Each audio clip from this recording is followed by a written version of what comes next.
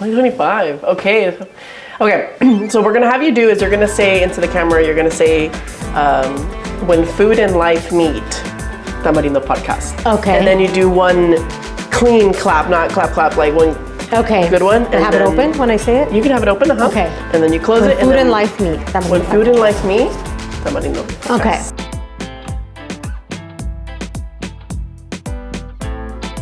Okay. Ready? You ready, Brenda? Mm-hmm. Okay. All right. Where food and life meet, Tamarindo podcast. Hey.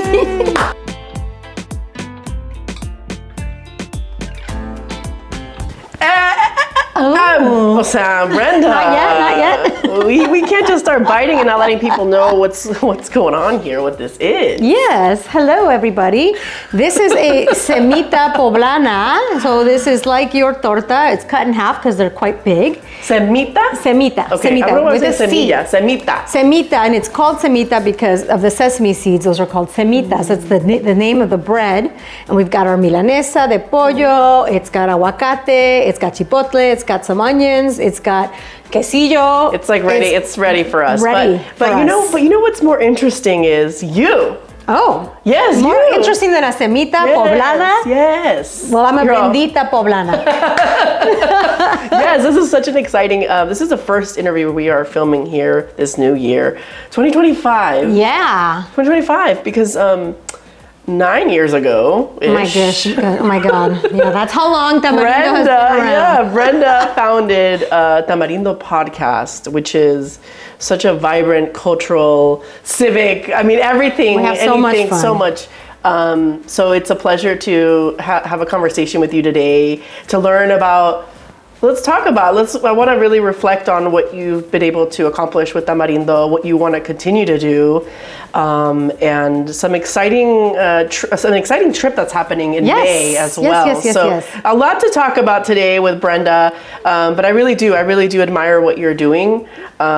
I admire what you're doing, what ellas are doing. Well, we're trying, but I mean, I think you're cultivating this space, this community, this desire to be enriched by who we are and what we can do with that. And so it's really fun, you know. You are just like breathing culture. Can you tell? Like she set this whole table up. I mean, even the napkin. I mean, this is just it's really cool. I'm really excited to talk today. Tops. Look at it. I mean, I had to come. Yes. I had to come prepared. So let's start with. We usually try to do a little bit of introduction. So perfect. Hopefully, I'm sure you already know who she is, but let's just like refresh. I don't know if you all know who I am, but I'm. Why don't you? I love that you say that. That's very sweet. Well, my name is Brenda, and along with amazing partners over the years, I'm the creator of Tamarindo podcast.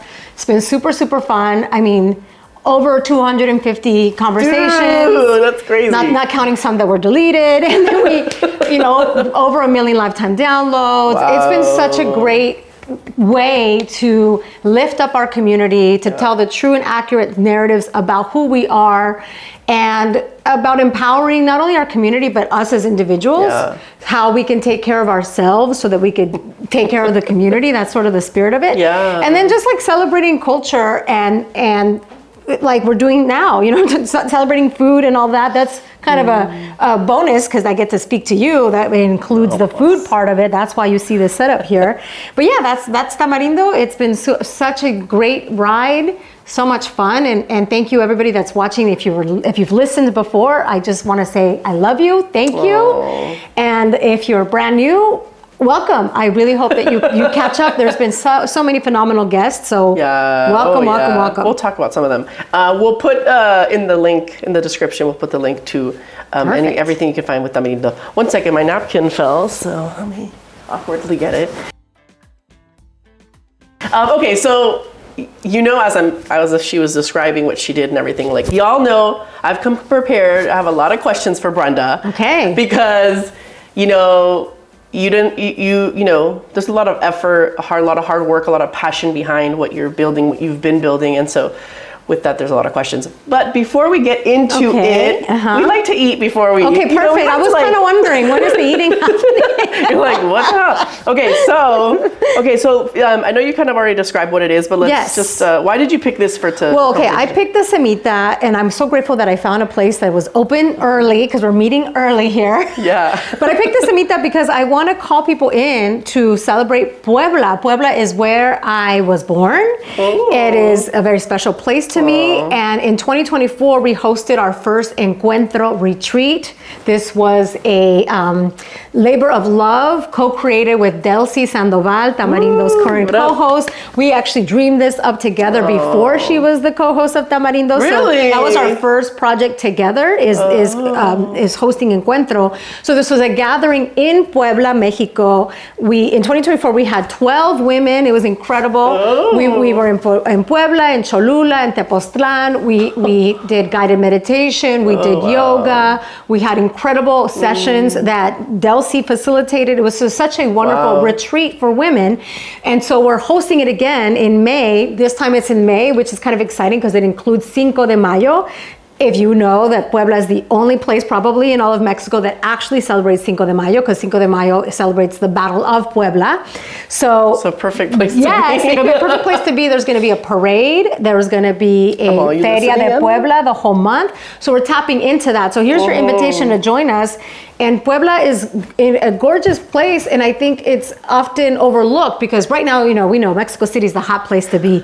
You could go to Mexico City before or after, because you have to get into Mexico City. It's recommended that you get into Mexico City before you then head over to Puebla, which is just a couple hours away by car, and explore Mexico City. But then come to Puebla, because Puebla is incredible. It's got incredible cuisine. It's going to have this, Encuentro has a beautiful setting because we're at this hotel that's right in the centro of Puebla. So you can have incredible semitas that are, let me tell you, this semita, which is cut in half, was $15. What? In Puebla, I can feed a family of 4 with a semita each for about $15.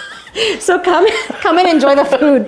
But yes, that's why we are eating a semita. Okay. So where did we get this? Where'd you get this Okay, one? I got this semita from a place in East LA. Okay. It's called, I'm looking at the back right now, Cemitero Poblano. This is my first time at this place. Okay. But it was because it was open. It was open early. Hey. But you know what? It looks like it's been there a while. Okay. It had people in it already. So that is like my sign that, okay, this place is legit. And I did have a bite of another one earlier. I can say that these are good. Okay, then let's start. Let's get into it then. Yes, let's take a little bite. Oh my God, I don't even know where. Okay.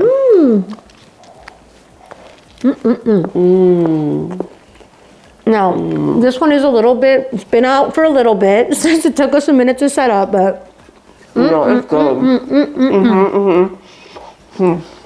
it's a big bite. You gotta take a big bite. How do you do a food-centered show, man? This is messy. It is, but it's funny you say that because some people they don't eat, and I'm like just shutting my mouth. So this will probably be gone by the end of the interview. Just kidding. I don't know. Anna, want to These try are it? big bites, so It's like, you know what? Okay, if we try to finish this, we will never talk.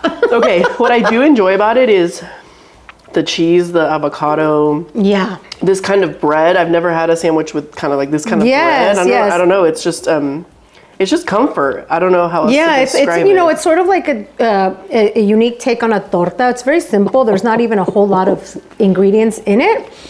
And you can have different sorts of protein with it. But I think what I really treasure is that now we can get, quesillo. This is the cheese that you get in Oaxaca. Oh my God. For many years, the semitas here in the States, they couldn't get this. They couldn't get it like this. So they would have a queso fresco instead. So now No, it's gotta be with we've this kind. evolved. The only complaint I do have though, Tell us. is a lot of the semitas here in the U.S., they don't have papalo, which is a special herb that you will get when you go to Puebla. Okay. And I like this herb. It's sort of an acquired taste. It's like a very strong cilantro.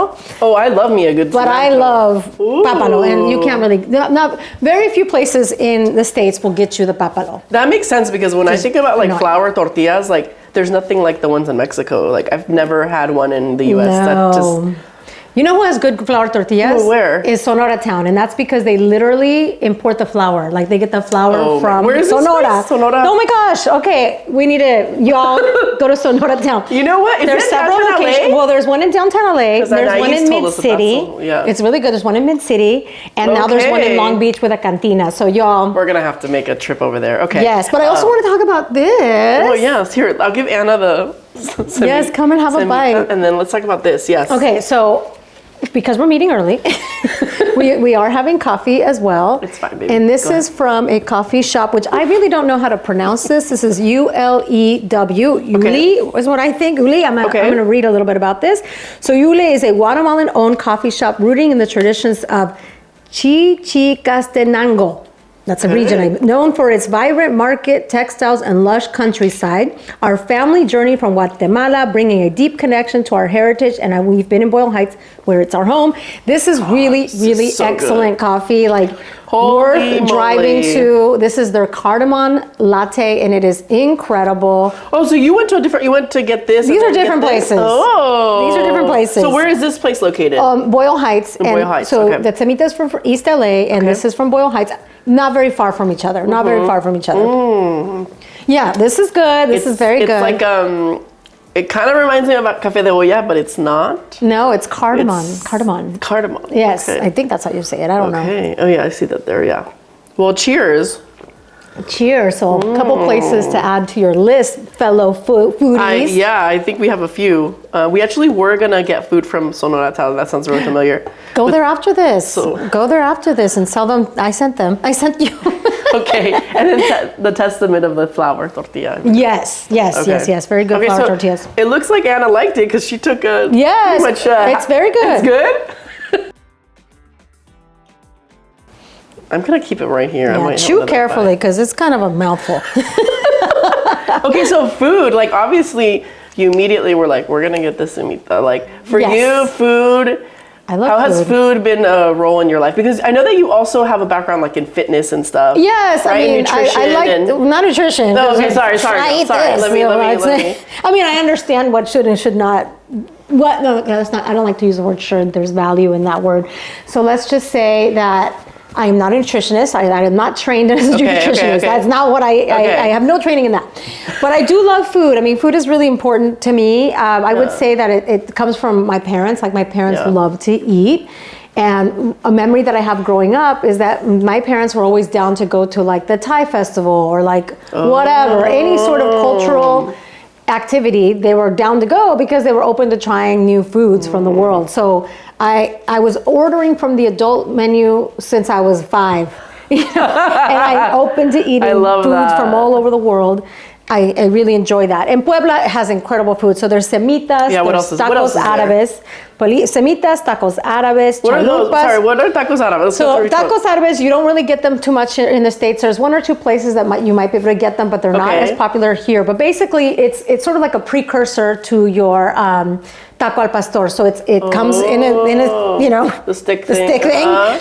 But it's seasoned a little bit different. It's pork, and then the tortilla is sort of a fusion between a flour tortilla and a pita bread. Stop. It's very good, and then you have it with this like chipotle salsa that's made specifically for the taco árabe with some grilled onions. Actually, there is only one place in LA where you can get legit. Okay, we're listening. Legit tacos árabes. It's called I think it's called Ángel de Puebla, Los Ángeles de Puebla. It is on Olympic. I will find the details so we can put that in the notes of this episode, but you can actually get one place that I know of that has good tacos árabes. And so that's the taco árabe. Chalupa is from Puebla, and it's not what you know from Taco Bell. It's a small fried tortilla with a little bit of green or red salsa, shredded pork, and fresh onion. Oof. So that's a chalupa. I mean, there's so much incredible food. Of course, everybody knows mole poblano, chiles en nogada. So that's something else that's going to be really neat if you get to come onto this trip with us, is you get to have opportunities to explore Puebla's incredible cuisine. Okay, so I'm a big fan of breakfast food, like And it's been exciting. I've been talking to some people about like people from El Salvador who are like, oh, this is how we do breakfast. So in Puebla, is there something from a breakfast perspective that's like, that's what we eat for breakfast? I don't know if it's unique to Puebla. I mean, one of the things that I'll just tell you a specific restaurant. Tell us. So I was just in Puebla not very long ago doing some research for Encuentro, and there's this restaurant called Las Macetitas in Cholula that has like 7 different types of chilaquiles, including chilaquiles de mole poblano. Amazing. So, I mean, chilaquiles are great. If I'm ever in a Mexican restaurant or in Mexico, if I see chilaquiles on the menu, that's what I'm going to probably order. Red or green? What do you prefer? I prefer green. That's my first choice. But if I am somewhere like Puebla, I might try a different salsa, like a salsa morita or mole. You know, I'm open to trying different salsas. Okay. Something, I want to go back to the Encuentro that you're having. And you mentioned something about the guided meditation and really the retrospection, the reflection. Something I don't know the tortas that we do is we thinking like through our feelings and really talking about them, and all that's really important. And so as you were talking about what you had dreamt of with Delcy to do something like this, like, can you walk me through the first Encuentro and like when you, that guided meditation, like, for you personally, what are some things that you remember came up for you as far as like, what are those things like that when you take that time that you discover about yourself? Because I feel like it's discovery, right? I mean, one really cool thing, and if you're listening to this or watching this, you might relate to this, is I think all of us that came to the Encuentro, we were very hesitant about the meditation. We, like many of you listening probably, are like, well, yeah, I hear it's good for you, but I just can't imagine like quieting my brain for any minute at all. So what we really valued, and it turned out that was probably what everybody most appreciated from Encuentro, was the guided meditation. And the reason we all really liked it is, first of all, our partner for this retreat is called Hotel Cartesiano. It is incredible. And so they have wonderful professional wellness professionals. So the person that guided us, did the guided meditation, it was all around movement. So the whole time it was simple moves, but we were moving. And so that alone really made it more accessible, because you don't really have to sit still. You were moving, and the distraction of doing the movement actually quieted your brain, and you were able to meditate. So never heard of that. I really appreciated that. So if you are like me and kind of like, I don't know about this meditation stuff, come to Encuentro, because it's going to break it down for you, and it's going to feel a little bit more accessible. So that, I guess the biggest takeaway was like, oh, maybe I can. Or maybe what I took away is that I to broaden my perception of what I think meditation is. It could be, the way I now realize that I meditate is I go on very, very long walks and listen to a podcast. Like, that's my quiet time. So it doesn't have to be what you envision meditation to be. It can be whatever works for you to calm your brain and have you for a moment not think about the crazy day-to-day that we're normally thinking of.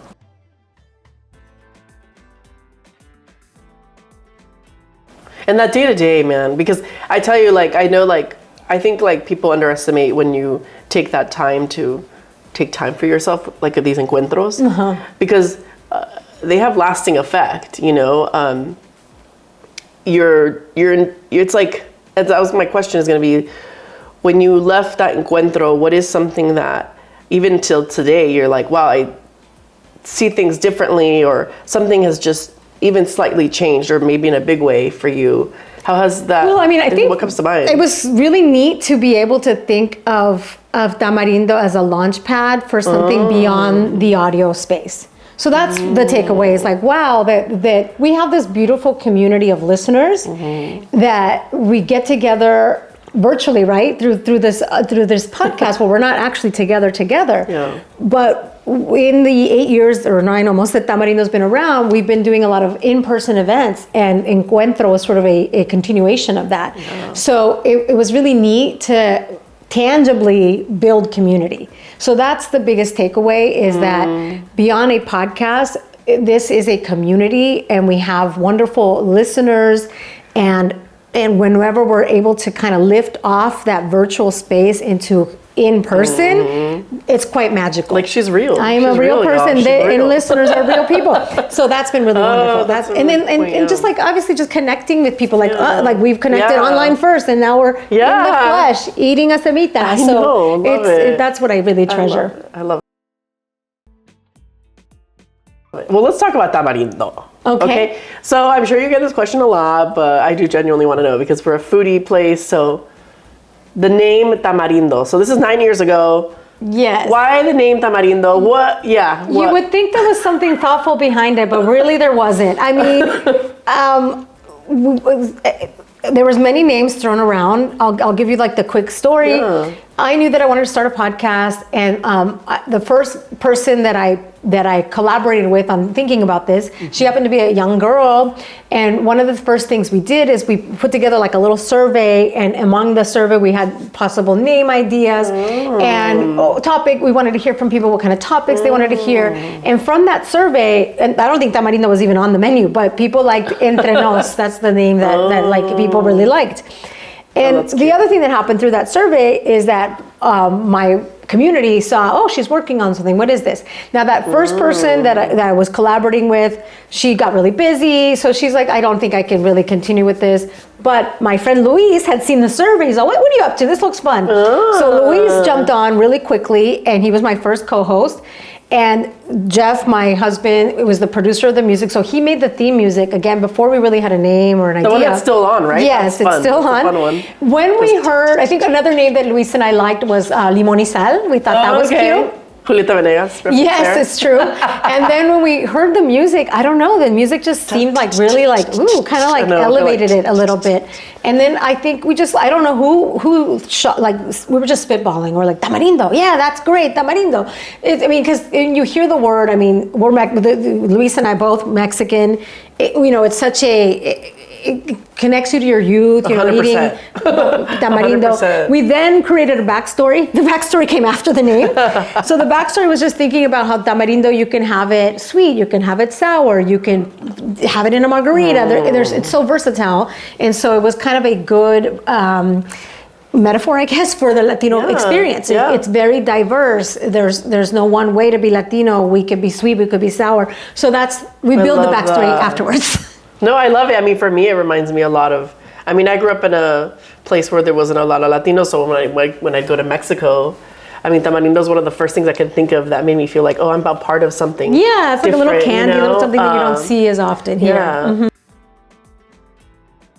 Mm-hmm. So you mentioned you're like, I wanted to start this podcast, and so I have a question to the pre-version of you when that happened, because sometimes, a podcast is a vehicle, a platform to explore things that you care about. But for you, what was important to you to say, you know what, I want to take a lead on something like this. I want to not disrupt the community, but I want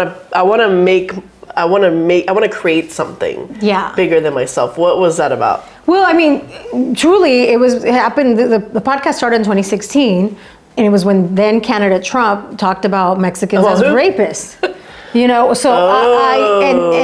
I was seeing that there really wasn't that many Latino voices out there that were countering that narrative. And I was also a big listener of podcasts, and the podcasts that I was most attracted to tended to be two young Black women. Okay. So I knew that I sort of wanted two Latina women, and just being a way to digest the news, but also keep it light, keep it accessible, and also celebrate our community. So that's the reason why. The reason was I wanted to have something to push back against the narrative that was prevalent, and that continues to be. So I know. That's why Tamarindo continues to exist. Okay, so now I'm going to poke even. Okay, so this is fascinating to me because it sounds like, and I could see it in the way you speak about it. It's like there's a fire in you that's like, hey, if there's something that isn't right or isn't fair or isn't, I'm going to do something about it. That, you have a fire in you. You know that, right? Caliente. See, in a good way. It's there's it's a chipotle from Puebla. Is this fire? Do you see your own fire? Do you see your own Well, couple things. Yeah. What I hear more than fire is energy. I'm very energetic. So a friend of mine said, Brenergy, you have Brenergy. So I think that resonates with me, that I think I'm very energetic. I know Jeff always says that, I love your passion. And so I guess I'm passionate. Brenergy. And energetic. So maybe that's, that it must be the case. You're like, they must see it. Yeah, because I think that's the kind of the Brenergy. I'm going to use it. I'm going to borrow it. I'm like, that to tracks. make things happen, create new things, and we love that here. Do you feel that this Brenergy, you felt it even when you were like a teenager, when you were a young girl? Yeah, this definitely. It manifested in getting expelled in 6th grade. I was a troublemaker. I was always talking back. I was no estoy quieta. I was always crazy. So yes, that has always tracked. That's always been the case. And now I guess I can channel it to something like this. But yes, I've always been a firecracker, or someone that won't shut up, or that will talk back, that won't sit back, that will get ignited by something that I think is unfair. So I think it's just innate. Yes. Yeah. I think it is. Yeah. Are you proud of it? Yeah, I think so. I mean, I definitely would rather be this way than calladita, So yes, I'm proud of it. No, yeah, I think especially the culture, like sometimes we're told to just be quiet. The words that were used to describe me are brusca, tremenda, never demure, never calmadita, never calladita, none of that. Well, I want to examine this, because I think this is like really interesting, because now I am seeing my nieces growing up, right? And one of them is, I like her boldness. I'm gonna say boldness, but we are growing up thinking like, I'm still like, there's a cultural shift, right? Because I know how important it is to stop cycles and whatnot. But I'm just curious, like, when you hear people saying like, soy brusca, tremenda, like, when you were a kid, like, what would you have preferred someone to say to you? Because I feel like those words are negative. So I'm just curious, like, how can we, because, language is very impactful. Yeah. So, like, what do you think could be, like, a cool way to, like, honor your... I mean... If somebody described you as brusca, tremenda, escandalosa, whatever, start a podcast is what I can say. They should start one. Brusca, tremenda, escandalosa all the stuff podcast. That you called me as a kid. I love that. I don't think I really internalized that. Or maybe I did, but I mean, okay. I've never examined that. So maybe something to bring to a therapist. No, because I think like for me, I grew up and it was always like, you're too emotional, you're too much, and so I'm like, I'm taking it back. I'm owning it. And I'm saying, soy una llorona. I was bullied a lot. I will say that I was bullied like really bad in elementary school, and I'm a Cancer, so maybe this is it. But the way people describe it is because you're so sensitive. It's because te dejas, blah, blah, blah, blah. Like I was, or because I wouldn't just ignore it. It triggered me. So I was bullied a lot in the 5th grade, 4th and 5th grade. People were really mean to me. Okay. Yeah. So you're like, yeah. I mean, that's the kind of stuff that you're like, taking back and finding joy in that. And with Tamarindo, you cover a lot of different topics. Yeah, a little bit of everything. There's like everything. I'm like, I can name off like 10, but obviously like the civic, as you can tell, civic is an important topic that I think a lot of, we don't cover too much of that. So that is something that I think is very unique to Tamarindo, is your passion for it. In fact, last year we are honored that that you reached out to us because you wanted our support for an interview with some chick named Dolores Huerta. Yeah, no big deal. Some lady. But I was gonna ask you, like, I'm sorry, I just want to say, like, when I think about you talking to me about tremenda, brusca, Brenda, but I'm like, dude, like, here you are interviewing Dolores Huerta. Yeah, it was so cool. You should be proud of like really that girl being like, dude, like you're. So yeah, tell us about that experience of interviewing Dolores. Well, how exciting, super great. What an honor to get to speak to her. And honestly, y'all, I invite you to listen to that episode because when I know we're starting 2025, and many of us are not very excited about 2025 because later this month. We will be inaugurating in just a couple of weeks. Yes, a fascist that was elected and by people being duped. Anyway, it feels very end of the world, it feels really tragic. But then you speak to someone like Dolores or other civil rights leaders, and they're like, girl, we've seen worse. Like, we can overcome, we will overcome.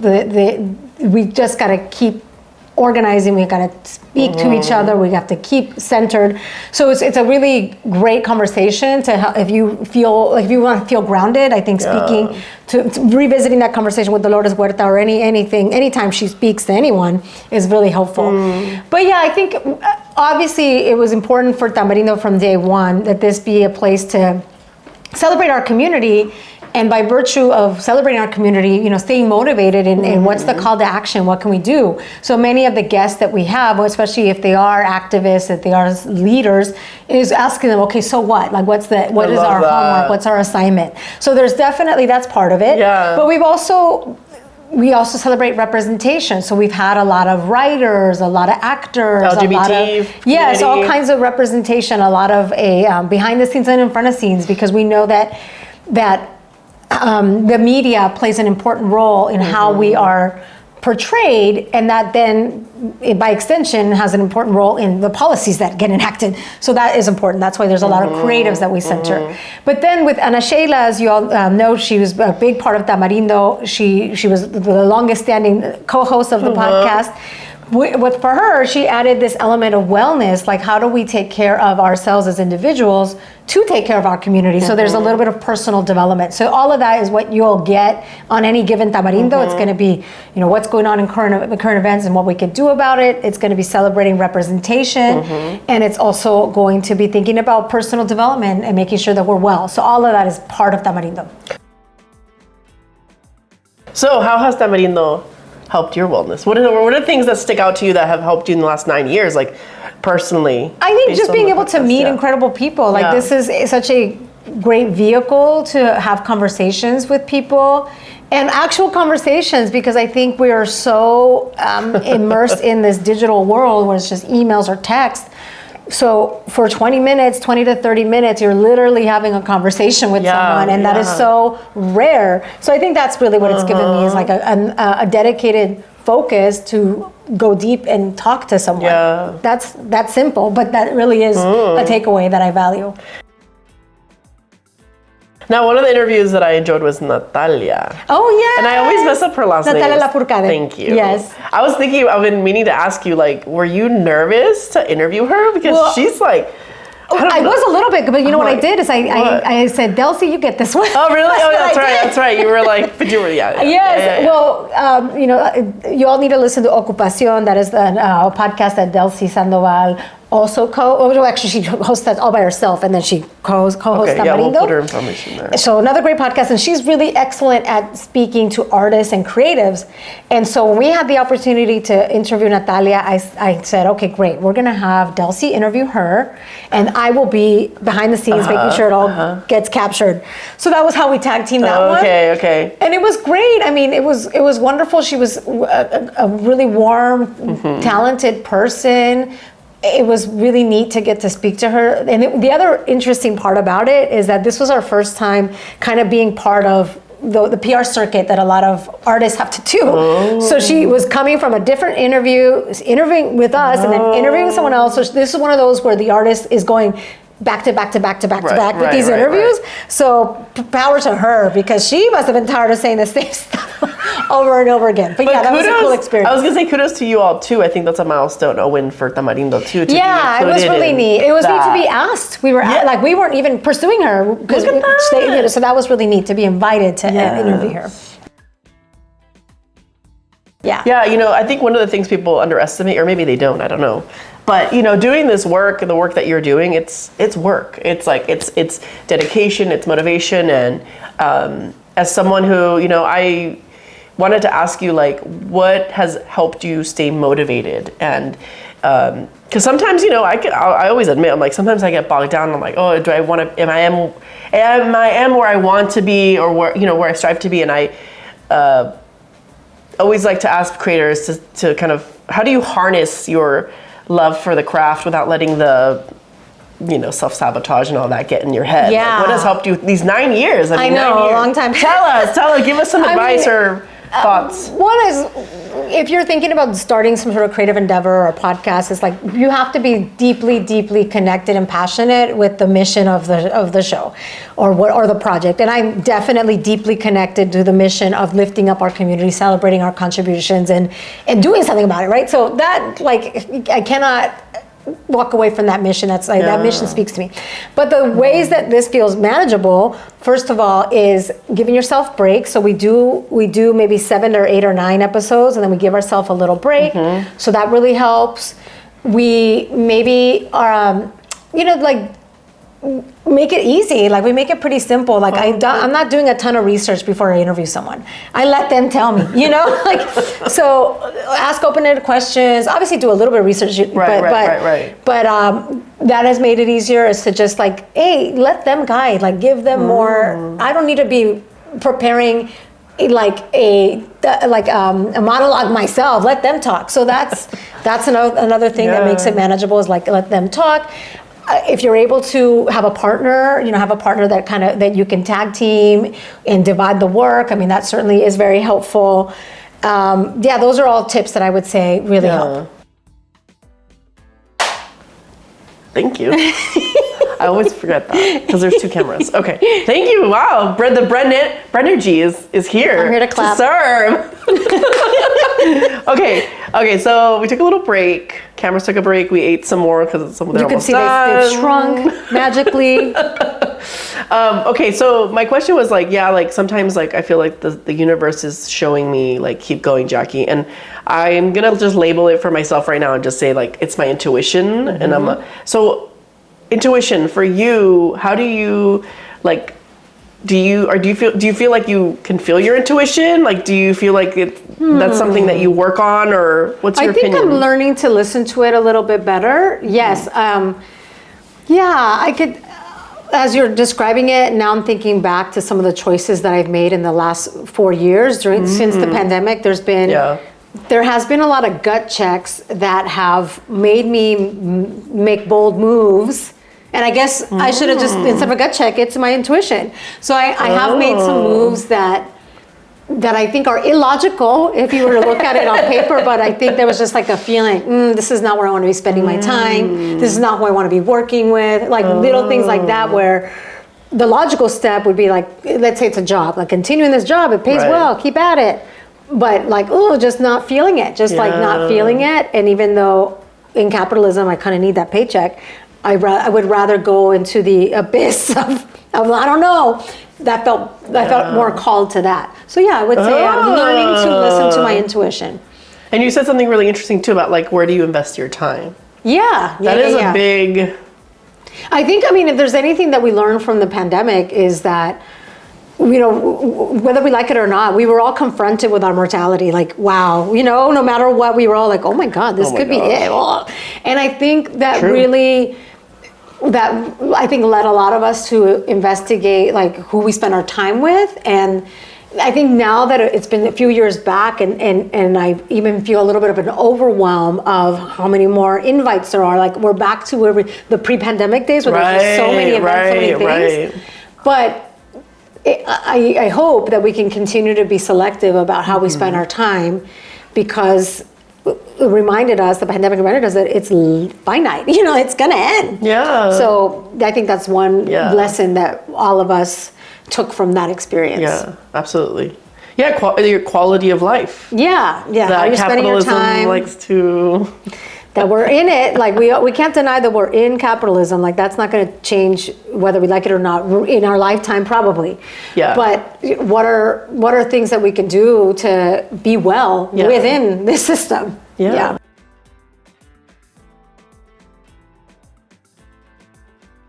When I went to Oaxaca, there was this moment. I wrote about it recently, but I saw this abuelita with her granddaughter in front of the fountain, and these exchanges they had with each other, and just like the human experience of, like, just connecting and loving people. Like, when you go to Puebla, do you feel something different? Like, do you have moments of the human experience. Yes. So as you're describing that, I'm thinking about my grandfather. My grandfather's still alive. He's 94. Amazing. And Wow. and any time that I get to spend with him is really cool because he's, 100% sharp as can be.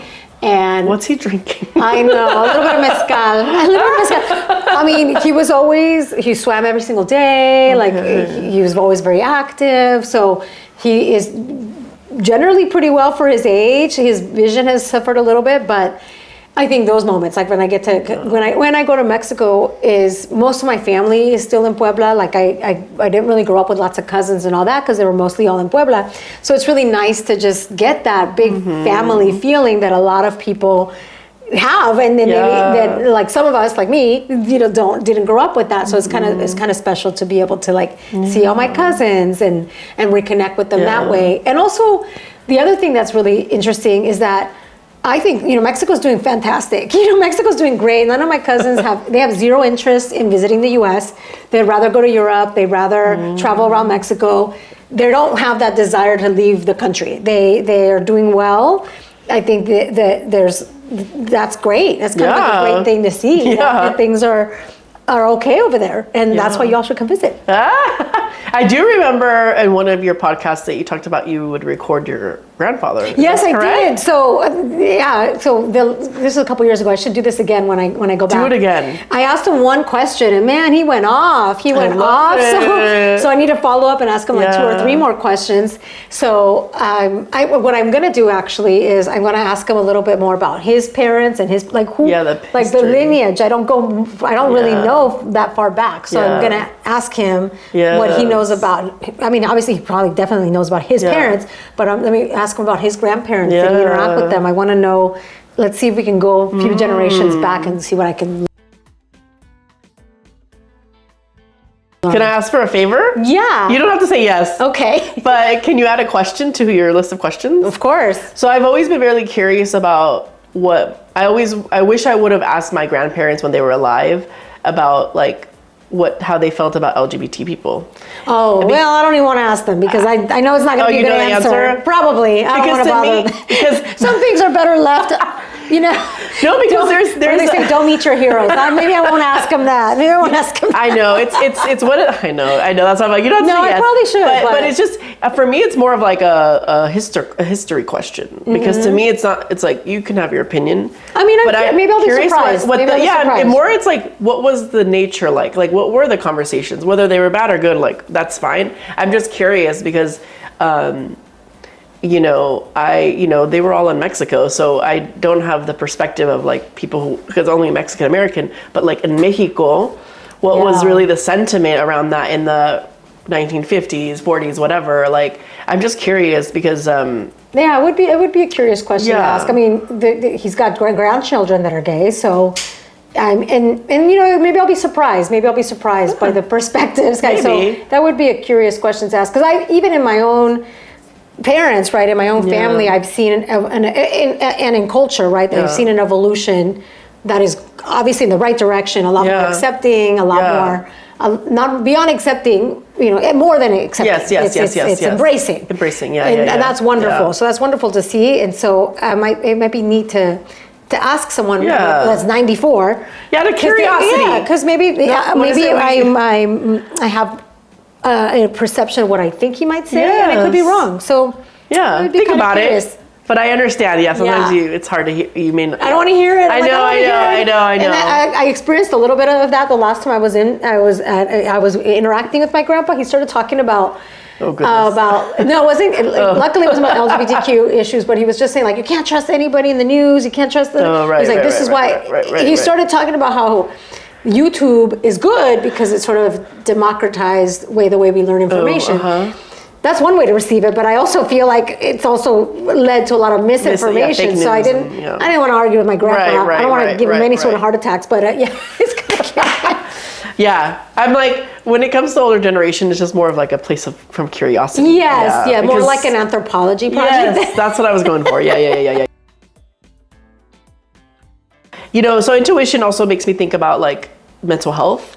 We talk about mental health a lot. Mental health, I don't know if you know this, but like a lot of why I really have really dedicated and committed to Dones and Tortas is because if it wasn't for therapy, it really helped me a lot. And I think it's really important to have, open conversations about how important it is to take care of yourself, your mental health, the way you talk to yourself, the whole thing. So I always give an opportunity to the guests to share. I don't know if there's an anecdote or something in your own experience that has been important for you and your journey when it comes to mental health. I mean, I think, again, back to Tamarindo, it's been really neat to have this space to talk to people that I consider healers, like whether they are therapists, actual therapists. As you know, Delcy is a therapist, and we've had many therapists, but there's also folks that consider themselves, curanderas or healers, so it's been kind of neat to see the very, very different approaches that people take to wellness. Yeah. And I mean, I think that's another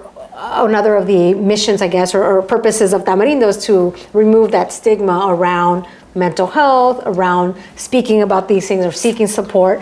But along that too, I mean, something that we talk a lot about or in many of the conversations of Tamarindo is like, what are the barriers? So one of the things I've learned from speaking to therapists is that it's a luxury in this country, unfortunately, because it's very expensive. Yeah. Many, let's say I'm sure more of us would like culturally relevant therapists. Yeah. But for them, it's very inexpensive. It's very expensive, I should say, to take insurance. Right. So it becomes very inaccessible. So therapy is very inaccessible. So we always try to think about how do we make things more accessible, or what are the barriers that are keeping, what are the gatekeepers, what are the things that are making these things not as universal. So that's something else. It's like sort of like, I think therapy is great, but let's be honest, it's expensive. It's a luxury. It's very expensive. And it shouldn't be. It's not. I'm not saying that it is like that. It's a good thing that it's a luxury. It's a terrible thing that it's a luxury. That's something else that sort of comes up too. Yeah. What do you think are ways? Because that's something we haven't dove too much into, how to bridge that gap when it comes to making it more accessible? Well, I mean, I think the neat thing is that there are things like podcasts, like social media. There are a lot of therapists that use those vehicles they're not going to give you your one-on-one support that some folks might need. That's actual therapy. They're not giving you therapy, but I think we're all learning a lot of tips, or we're learning. Or even if let's say you do have the resources to access a therapist, the fact that we're talking about therapy might motivate someone to be like, okay, that's an option for me. I can take that step. Yeah. So I'm grateful that we're talking about it more. That's one way to break the barriers. I'm sure there are therapists that could speak to this better than I can, but there might be some policy changes so that it can be easier for folks to take insurance. Maybe it could be better for employers to offer that benefit. I think there's a lot of systemic fixes. Girl here, systemic fixes that can make this more accessible. But I think definitely encourage you to go to her podcast because she's got you have a lot more knowledge in terms of that. We have great people. Great people who come talk about policy and the civic topics. But you did mention something earlier about how you take really long walks. Yes. Yeah. So, I mean, the ways that I practice mental health, I imagine, I find that it's meditative for me to go on very long walks and listen to podcasts. That's helpful. Physical activity really works wonders for me. Yeah. So, one of the goals that I've had for a long time is to teach group fitness. It took me years It took me years to actually make that happen. So finally I made it happen, and the way that made me feel legitimate, who knows, maybe it's right or wrong, is to get certified. So I became certified I'm a certified personal trainer. That's my certification. Ooh. And I can do personal training, but I prefer to do group fitness. Okay. And I love that. And the reason why I wanted to teach group fitness is because it's sort of a trap for myself. It forces me to take the class because I'm teaching it. So I do that as well. And so if you all are watching and want to take a class with me, I teach at two really cool gyms. One is called Everybody, and it's a very trans-inclusive gym. Okay. Fabulous. It's been featured in all kinds of news articles about just being a radically inclusive gym. And then the other gym that I teach is called the Heartbeat House, which is a really accessible, kind of dance-focused studio, but my class is not a dance class, but I love it. It's like for like non-competitive dance, and so both wonderful spaces here in LA. So fun things. Yeah, I think one of the things that you said in one of your interviews about like sometimes we're like, oh, like we get like we don't feel up to doing things, you know, it's just that we get, you know, tired or whatever. What is something that you've been able to cultivate for yourself where it's like in those moments when we're like, oh, I probably shouldn't, like there's something about the way an anthem or something that you do or that gets you like, no, let's get into it, like gets you kind of unstuck. Is there something that you find yourself doing? Maybe more than getting amped up is noticing how you're feeling when you don't do the thing that you want to do. So, or like for instance, being hungover. Remember how horrible that feels, and so the next time that you might have several cocktails, maybe you only have one. So I guess the takeaway is like to notice how you feel. Notice how you feel when you skip the workout, when you skip the walk, and maybe also, I guess conversely, notice how great you feel after the workout, after the walk. The other, something that I am just recognizing right now is, I guess, part of my mental health, is I do a lot of walk and talks. Like instead of meeting up with my friend for drinks, we go on a hike, we go on a walk. I like to set up those opportunities. So that's another thing, like that's walking cute. And talking, like, wow, you feel incredible. Chisme. Dude. And walking, like, it's incredible. Dude, I did go on a walk recently. Irvine has some, like, lakes, and there was a lake, and I was like, come with my friend, and we were walking, and, you know. Walk and talk. And it was so walk fun. And talk. We took a moment to look at the lake and maybe a little bit of crying, a good cry. See? Got a good hug. Yeah, it does. Like, what? So, no, I love that one. Yeah, walk and talk. Yeah, walk and talk. You know, I think one thing I learned last year that I want to bring into the new year, since we're talking about new year, and I'm curious about what you want to bring in, but is this idea of, I didn't realize how ungrounded I was. There's some stuff that shook me last year where I was like, wow, I don't really, like I thought I had a foundation, but I'm like, oh, I don't, I really want to cultivate a good foundation. And how have you been able to cultivate your foundation? Like, how do you stay grounded? Gosh, I don't know if I do. Maybe I don't. I mean, what makes you say that? What makes you say that? I think, well, right now I'm reading a book called Get Rooted. And it is kind of about that, about like somebody reaching a point. Her name is Robin Moreno, reaching a point where she didn't feel grounded, it goes on this 9-month journey to like find this way. So maybe reading a book of someone that's going through that same experience might be a way to find the way to get grounded. So yeah, I would say maybe that's one thing I want to call in for 2025 is how do we feel grounded? How do we feel happy in the way we are? And knowing too that everything passes, right? You might feel grounded for a little bit and then something happens. And also that horrible thing that happens also will pass. So there's always, what's constant is that it's never constant. That's what's constant. Okay, I love that. I really want to I want to manifest this year bringing more joy into. But sometimes it's like recognizing the joy that's already even here. So for you, what I said right now, joy, because you kind of want like that, you kind of like smile a little. Like, what was the first thing that came up for you when you think of joy for yourself? What came up for you? I mean, I think that I really, looking back at 2024, I can say that I cultivated a lot of joy. Like that was very important. And I said yes to a lot of fun things. I have a really awesome group of friends that what first brought us together is like a love for natural wine.